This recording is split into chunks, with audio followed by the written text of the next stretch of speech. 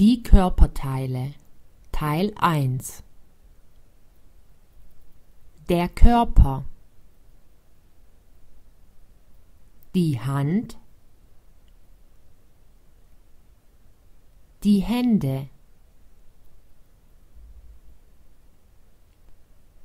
der Fuß,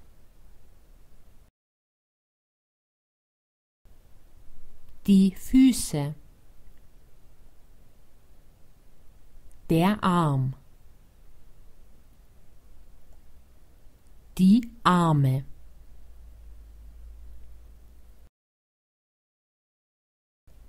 das Bein, die Beine,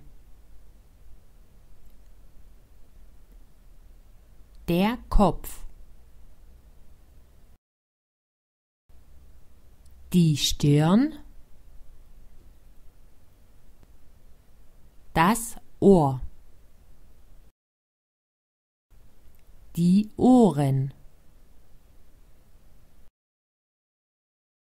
das Auge,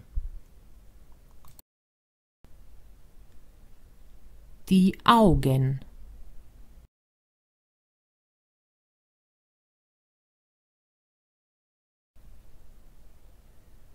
die Nase, der Mund, die Lippe, die Lippen,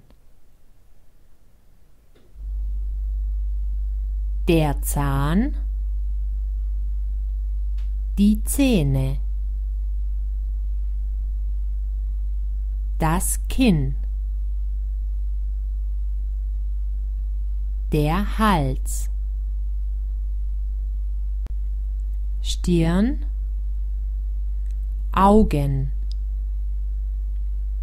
Wangen, Mund, Kinn, Hals.